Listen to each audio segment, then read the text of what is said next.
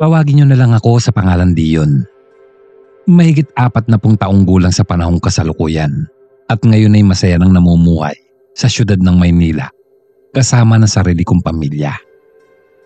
Ang ibabahagi ko sa inyong karanasan ay pawang nangyari noong dekada 90 sa baryo kung saan ako isinilang at matagal na nanirahan. Lubang kay lamig ng simoy ng hangin na dumarampi sa aking balat ng gabing iyon. Tahimik lamang ang buong baryo.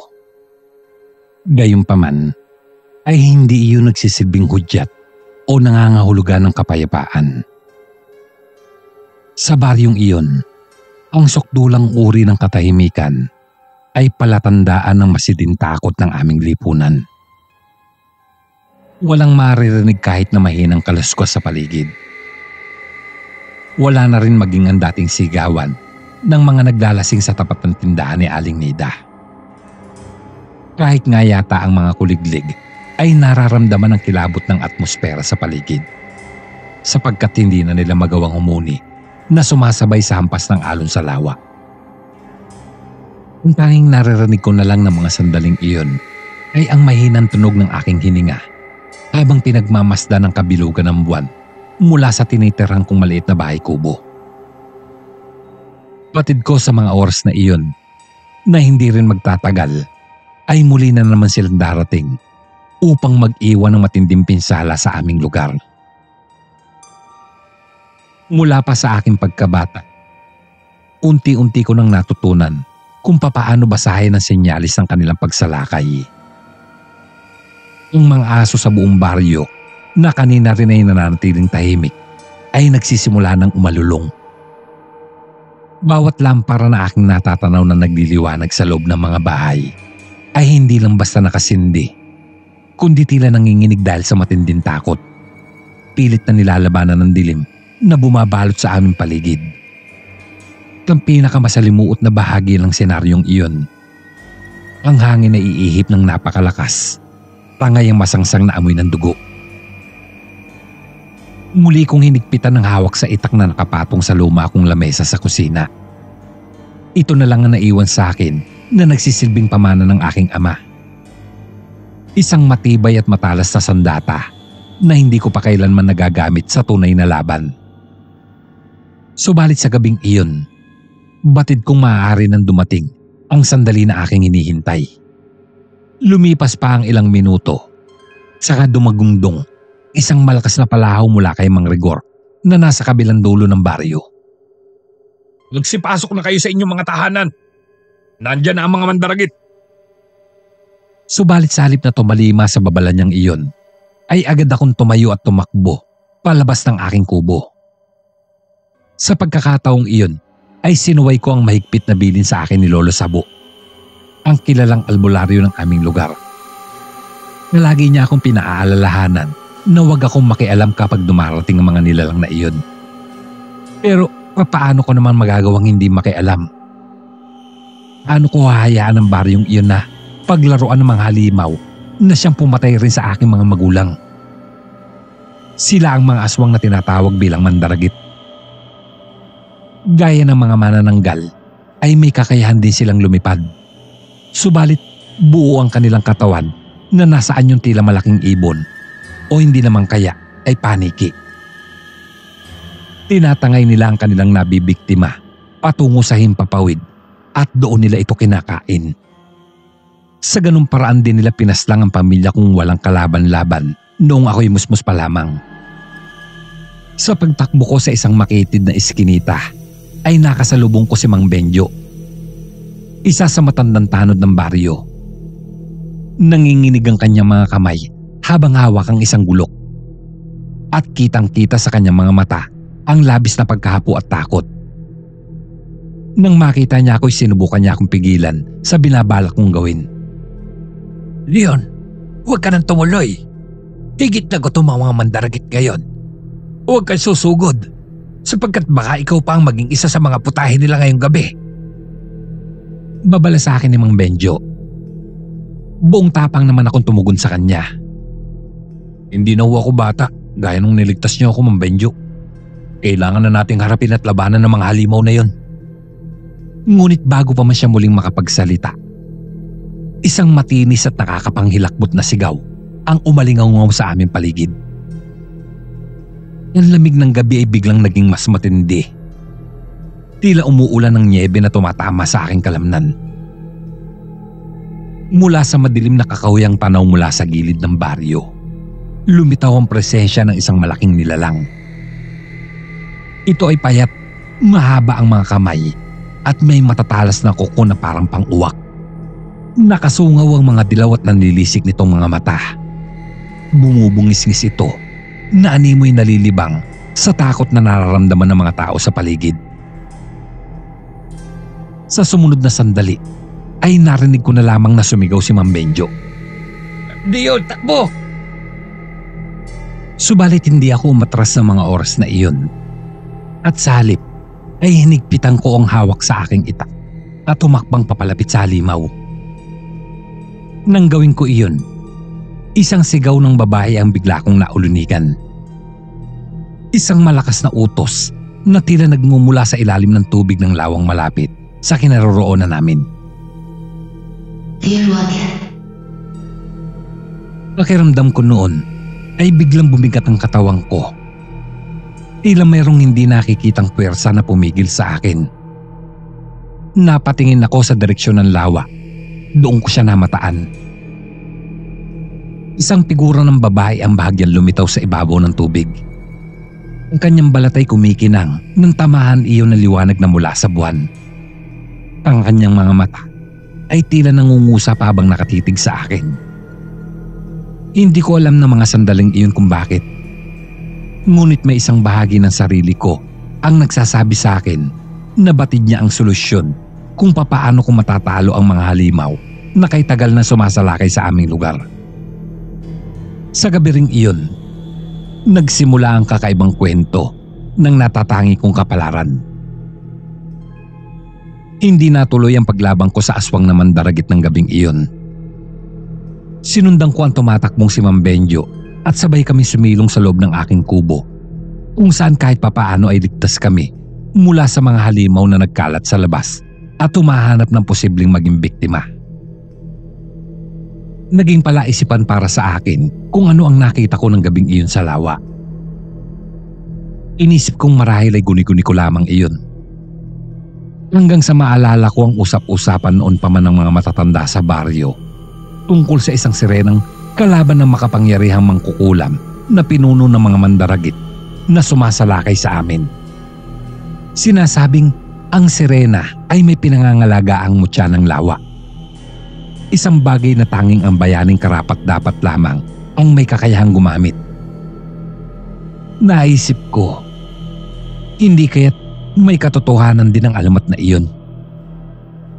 Kahit sa hindi mapanatag ang isip ko ukol sa bagay na iyon, ay nagpasya akong bisitahin ang nasabing lawa isang hapon.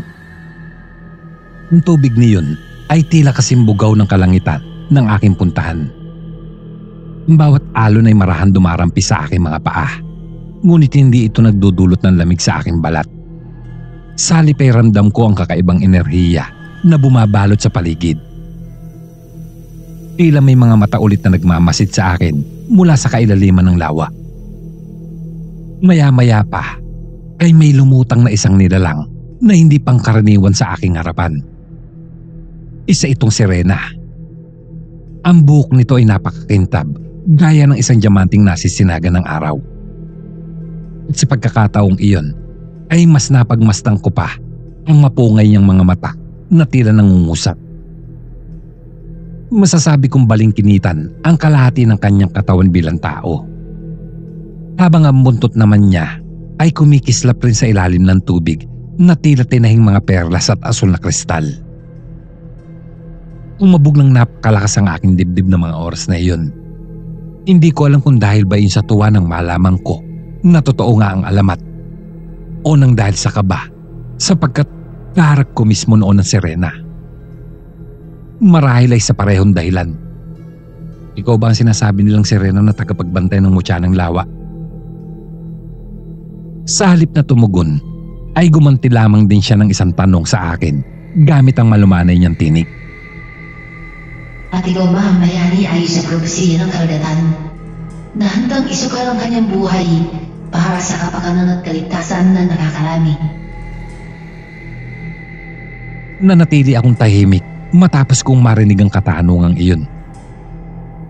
Wala akong ideya ukol sa propesiya na kanyang binabanggit sapagkat hindi ko naman naririnig iyon sa kwento ng matatanda sa baryo. Nais ko sanang itanong sa kanya ang bagay na iyon, ngunit muli na siyang nagsalita kaya hindi na ako nagkaroon pa ng pagkakataon upang gawin iyon. Nakababatid kong nais mong lumaban sa kampo ng kadiliman na sumasalakay sa baryong ito. Gayunpaman, sa kabila ng iyong tapang, ay wala ka pang sapat na lakas upang tapatan ang kanilang mga kapangyarihan at kakayahan. Kung nais mong hingin ng mutya mula sa aking pangangalaga, marahil ay dapat mo lang na malaman kung ano ang magiging kapalit nito. Napalunok na lamang ako nang marinig iyon. Ano naman ang kapalit? Bago siya sumagot, ay muling sumisid ang sirena sa ilalim ng tubig. Ilang sandali lamang ang lumipas, ay bumalik siya. Hawak ang isang maliit na bagay sa kanyang palad. Umutya ng lawa.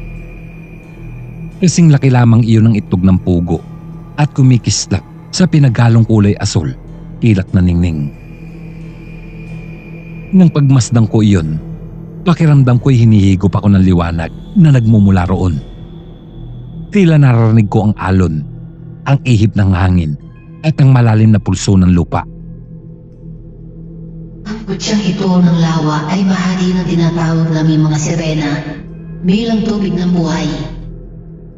Sa oras na hawakan mo ito, ang iyong katawan ay agad natatanggap ng kanyang pasmas. Magkakaroon ka ng hindi maipaliwanan at pambihirang kapangyarihan. Magagawa mo ang mga bagay na lagpas sa limitasyon ng isang ordinaryong tao. Inilapit niya ang kanyang palad na nakalahad sa akin. Subalit hindi ko agad kinuha ang mutya. Batapot ang kabayaran naman, kasabay ng kaloob sa iyo ng kapangyarihan nitong mutya.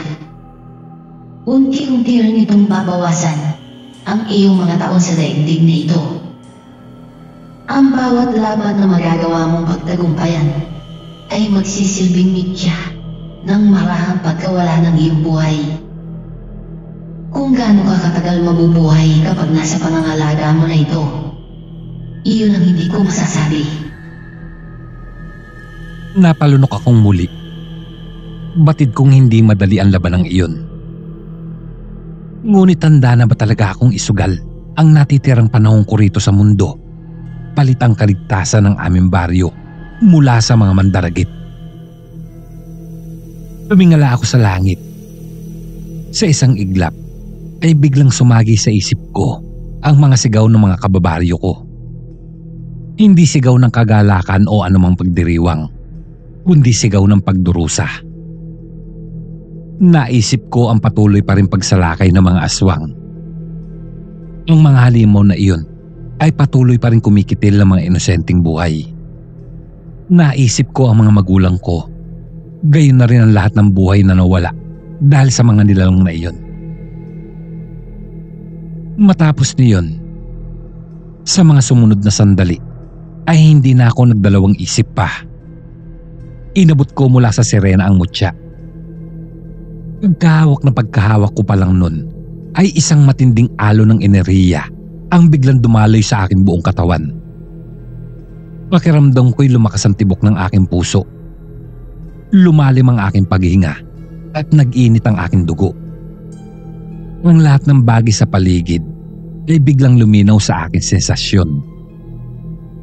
Naririnig ko ang tibok ng puso ng mga isda sa tubig, maging ang mga mahihinang yabag na mga nilalang sa kagubatan. Tumitig sa akin ang sirena. Waring inaalala ang magiging kapalaran ko sa panahong iyon. Ano man ang iyong maging tadhana matapos ang pasya mong ito, hindi ko na iyon maaari pang baliin. At sa hapong ding iyon, sumibol ang nag-iisang pag-asa, tagapagtanggol ng aming baryo. Isang mandirigmang hinubog ng kapangyarihan ng lawa na sa kasamaang palad ay may taning na rin ang buhay. Nang sumunod na gabi ay agad ko nang nasubok ang kapangyarihan ng kaloob ng mutya sa akin. Kasalukuyang rumaragasa ang malakas na buhos ng ulan kasabay ng aking pagtakbo patungo sa masukal na bahagi ng gubat. Humahalo ang nagtatalsikang putik sa aking mga paa, ngunit hindi ko yun inaalintana. Mula sa hindi kalayuan ay naririnig ko ang sigaw ng isang bata na tila ng lalaban. Matinis ang kanyang tinig at talatang desperadong makatakas mula sa tiyak na kamatayan. Isang bata ang nadagit ng mga aswang. Bumilis ng gusto ang tibok ng aking puso, ngunit hindi sa kadahilanan ng takot. Sa halip ay matinding galit ang sumiklab sa aking kalooban. Hinigpitan ko pa ang hawak sa tangan kong itak. Ramdam ang bagong siglang dumadaloy sa aking katawan matapos tanggapin ang mutya ng lawa. Sa unang pagkakataon, hindi na lamang ako basta isang tipikal na binata. Ako na sa mga sandaling iyon ang magiging tagapagtanggol ng lahat laban sa mga halimaw. Mabilis akong dumaan sa makikitid na landas ng gubat. Ginamit ko ng mga oras na iyon ang talas ng aking pandinig upang magmatsyag sa paligid. Nauulinigan ko ang bawat kaluskos doon, maging ang bawat bulong ng hangin. Sa isang kisap mata ay naaninag ko ang dalawang nilalang na mabilis din kumikilos sa pagitan ng mga nagtataasang puno. Napahinto ako sa pagtakbo at humandang harapin sila. Mas matangkad ang mga mandaragit kaysa sa normal na tao. Ang mga braso ay payat, ngunit mahahaba, at ang mga kuko nila ay sintalim ng dalakong itak. Ang isa sa kanila ay may kargang bata, si Tomas, ang anak ni Aling Gloria na nakatira sa tapat ng bahay ko. Sinigawan ko ang mga halimaw. Hoy, mga aswang! Napahinto naman ang mga ito. Dahan-dahan nilang ibinaling sa akin ang kanilang atensyon. Nakita ko ang dilaw at mga nanlilisik nilang mga mata. Ang isa sa kanila ay ngumisi dahil ano pang makita ko ang matatalas nitong pangil. Humalakak ito ng napakalakas gamit ang isang malalim at garalgal na tinig. Isang binata. Walang alam sa pakikipaglaban na sumugod dito upang maisama sa aming hapunan. Isusunod ka namin. Ang hindi nila alam ay may naiiba na akong lakas sa pagkakataong iyon. Sa isang iglap ay umatake ang aswang papunta sa aking kanan. Mabilis itong lumundag habang nakatutok ang mga kuko nito sa aking leeg. Ngunit tila may gumagabay sa katawan ko. Nagpakawala ako ng isang mabilis na hakbang. Iniwasan ko ang kanyang atake at pinaikot ang aking itak sa aking kamay. Isang mabilis na hiwa naman ang aking iginanti na sumugat naman sa kanyang tagiliran. Napasigaw na lamang ito habang umaatras. Hawak niya ang kanyang sugat kung saan bumubulwak ang kanyang itim na dugo. Ang kasama naman niya ay nagpakawala ng malakas na alulong at inihagis ang bata sa malayong bahagi ng kagubatan. Kasabay nun ay sumugod din ito sa akin ng mas mabilis at mas mabagsik. Tila nagalit dahil sa pinsalang tinamo ng unang aswang na umatake sa akin. Wala na akong oras upang pag-isipan ang susunod kong galaw.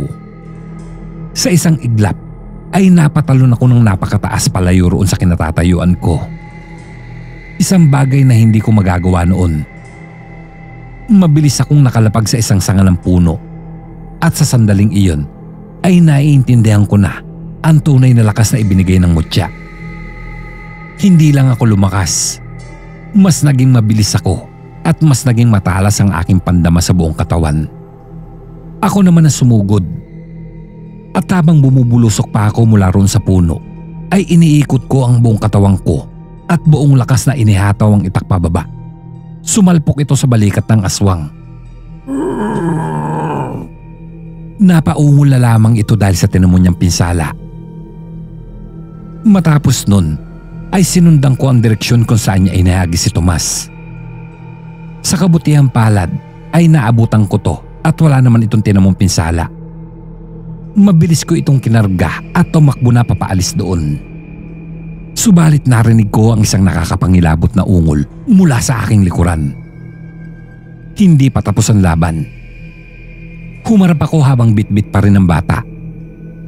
Habang ang dalawang aswang naman ay pareho ng sugatan. Nakatitig sila sa akin. Ngunit hindi nagpapakita ng galit, kundi ng takot.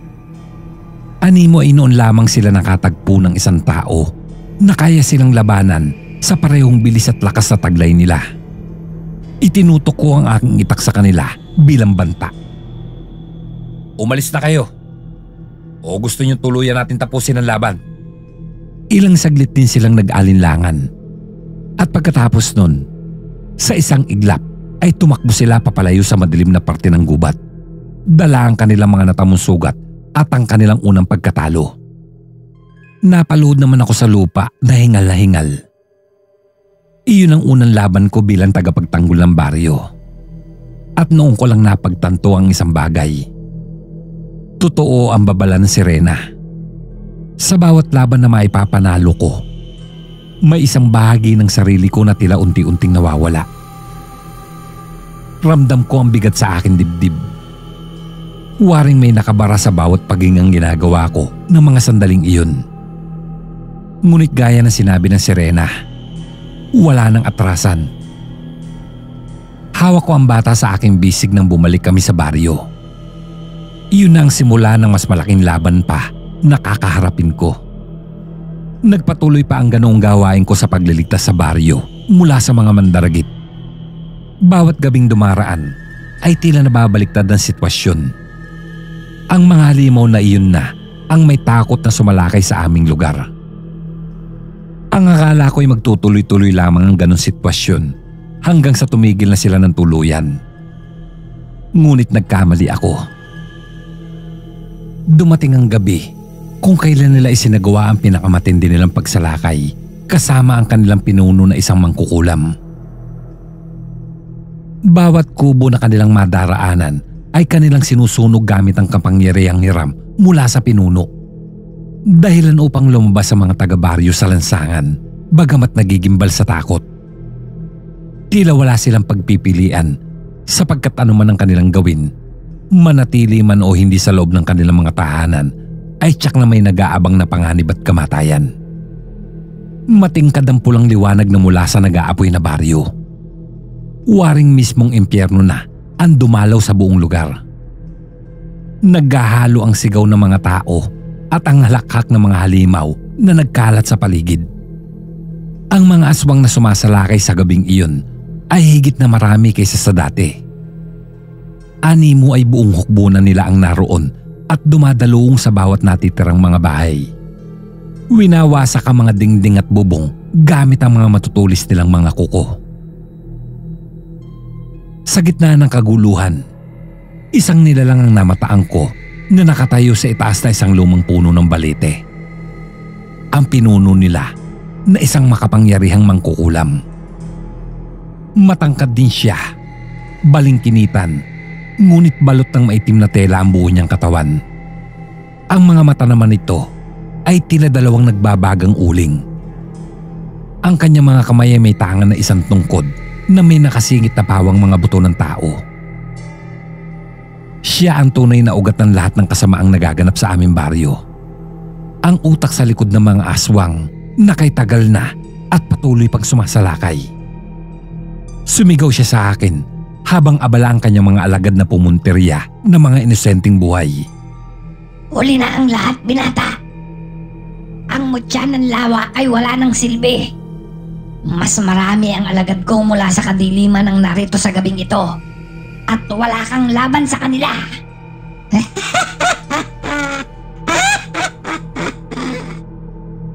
Nang mga sumunod na sandali, ay nakita ko nagtipon-tipon ng lahat ng mga aswang na mandaragit sa kanyang likuran.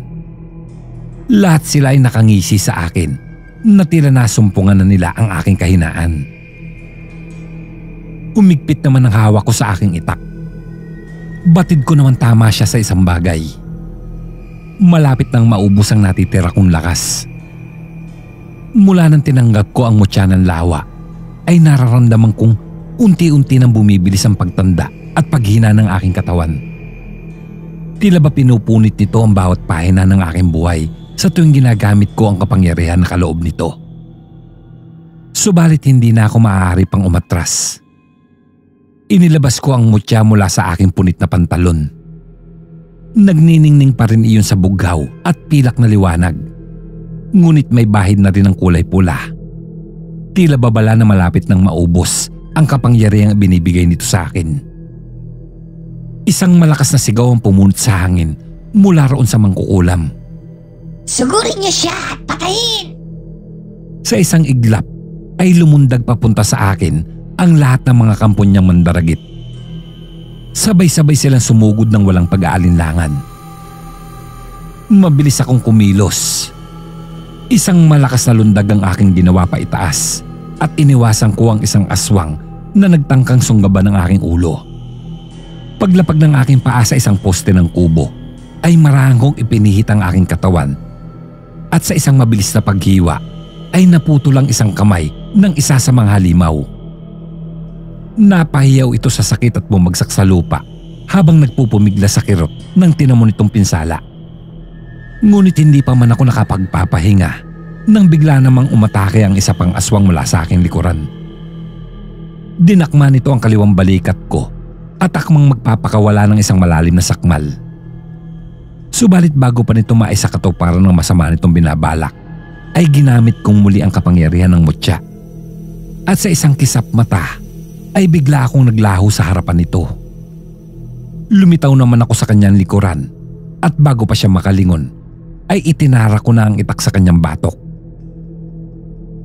Marami pang aswang ang nagtangkang sumugod upang wakasan ang aking buhay.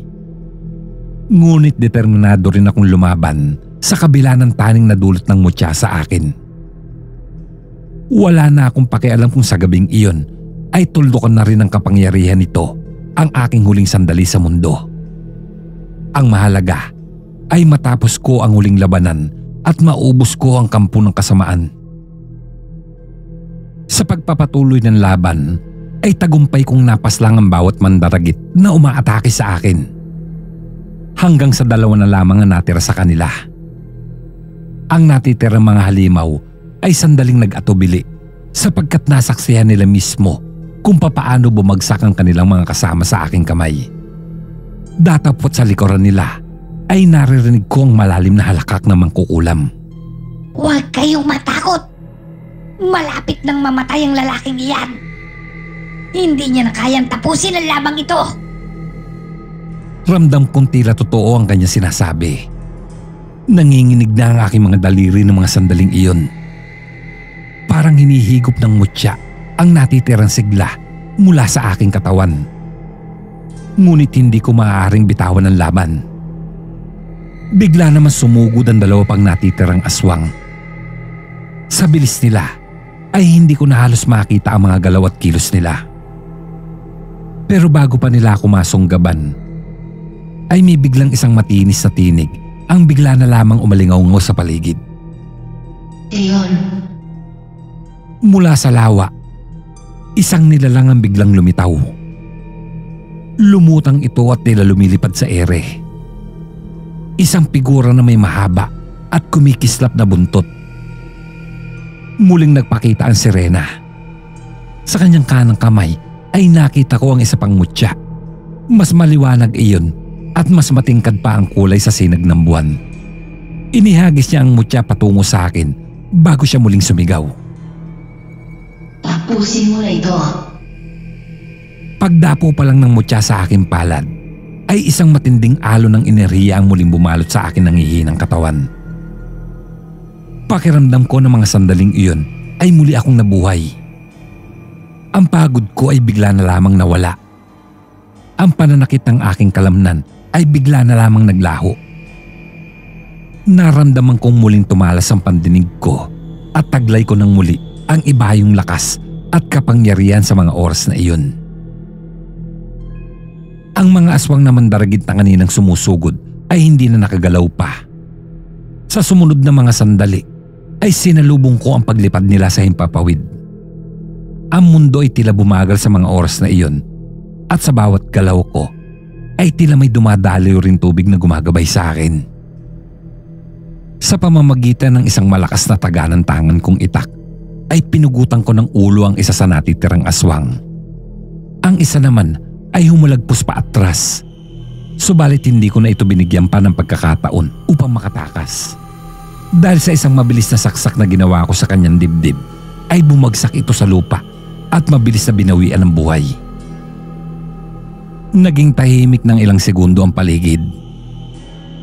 Naubos ko na ang lahat ng mga aswang na mandaragit. Datapot batid kong hindi patapos ang laban. Ang mangkukulam ay hindi na nakangiti pa matapos niyang masaksihan ang lahat ng iyon. Nagwala siya at ibinuhos ang nararamdaman niyang galit sa pamamagitan ng kanyang kapangyarihan na kung saan niya na lamang pinatama. Imposible ito! Hindi ka na dapat mabuhay pa! Hindi ka na dapat...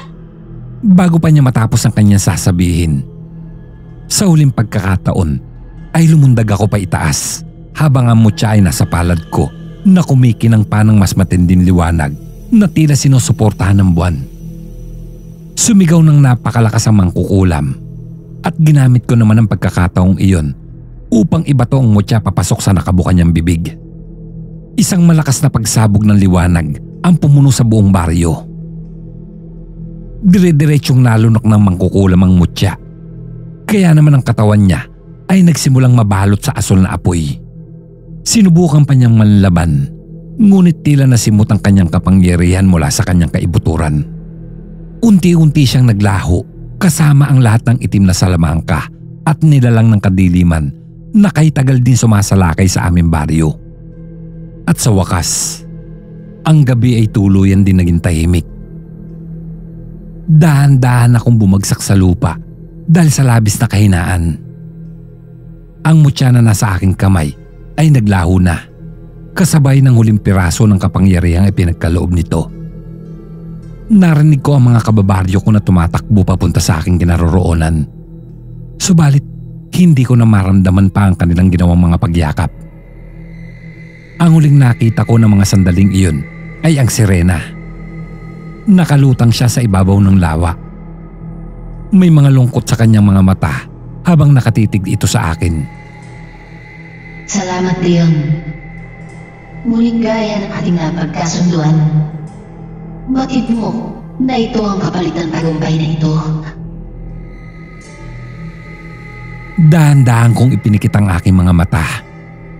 Narinig ko ang mga hikbi ng mga taga-baryo. Narinig ko ang malambing na agos ng tubig ng lawa. At sa huling sandali, ay naramdaman kong may tumanggap sa akin sa pamamagitan ng malamig na yakap na animoy tubig. Sa pagkakataong iyon, ay iba na ang kahulugan ng naulinigang kong katahimikan. Payapa na rin sa wakas. Handa na akong tanggapin ang aking katapusan.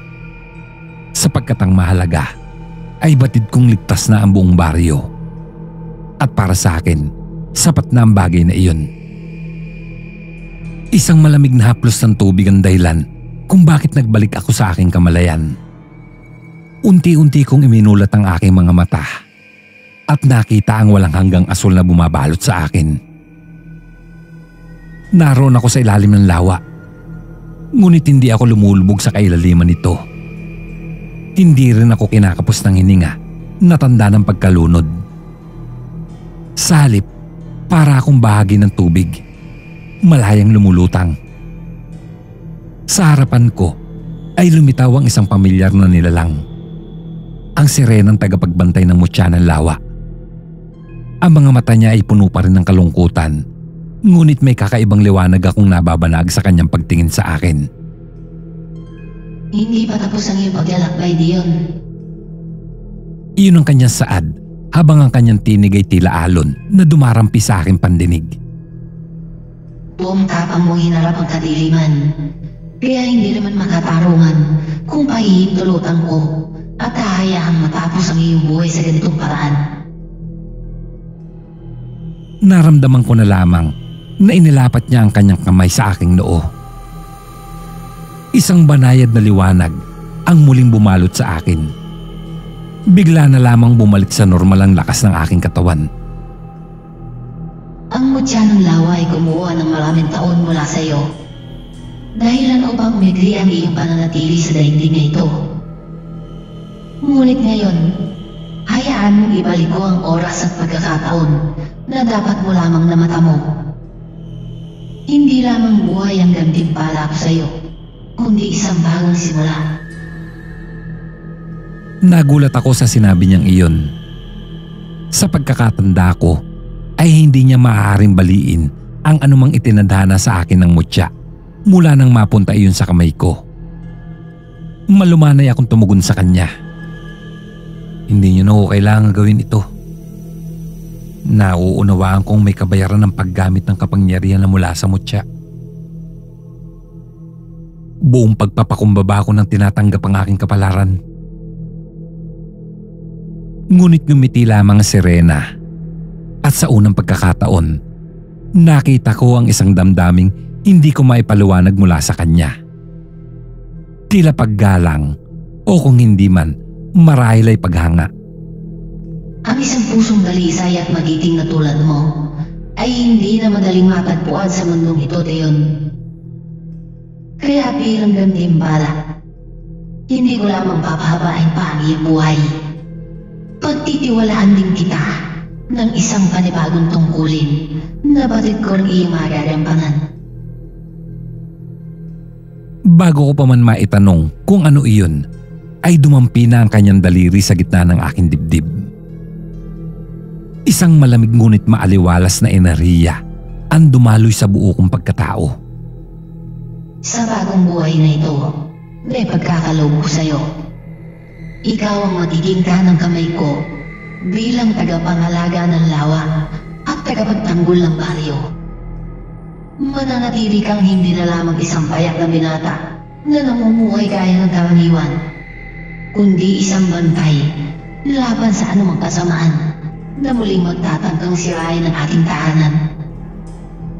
Matapos niyang sabihin iyon, ay muli akong nilamon ng isang kakaibang liwanag at nawala ng malay. Nang muling magbalik ang ulirat ko, ay nasa pangpang na ako ng lawa. Nakatayo sa paligid ko ang aking mga kababaryo na ipinagluluksa nila ang inaakalang katapusan ng aking lakbayin sa mundong ibabaw. Ngunit sa isang iglap ay napalitan iyon ng luha ng kagalakan nang marinig kong sumigaw ang isang ginang. Si Dion. Buhay siya. Ramdam ko na maraming nagbago sa akin ng mga oras na iyon. Ang mga sugat ko ay katakatakang naghilom at ang aking katawan ay hindi na nakakaramdam pa ng panghihina. Sa halip ay pakiramdam ko ay mas lumakas pa ako kaysa sa dati. Higit pa sa noong nasa pangangalaga ko ang mutya. Ang tubig ng lawa ay tila naging bahagi ng aking pagkatao at ramdam ko ang bigat ng panibagong tungkulin na dapat kong gampanan mula sa araw na iyon. Lumapit naman si Ma'am Benjo at agad na napayakap sa akin ng mahigpit. Mula nang sagapin niya ako nung bata pa lang ako, ay siya na ang tumayo kong amain. Kaya naman hindi nakatakatakang nag-aalala siya at nagluksa para sa akin. Akala namin ay wala ka na. Akala namin kinuha na ng mutya ang buhay mo. Nakangiti akong tumingin sa kanya. Ganun nga po, Ma'am Benjo. Ginantimpalaan lamang ako ng sirena kaya muli ako nakabalik sa pagkabuhay. Napalingon ako sa direksyon ng lawa. Sa kabila ng banayad na alon nito, ay nakita ko ang anyo ng sirena. Lumalangoy sa ilalim habang nakatingin pa rin sa akin. Batid kong hindi na siya magpapakita sa iba. Ngunit sa akin, hindi nawala ang kanyang presensya. At mula nga ng araw ding iyon, ay isa na ako sa naging bagong tagapangalaga ng lawa at ng aming baryo. Doon nagsimula ang isang bagong kabanata ng aking buhay.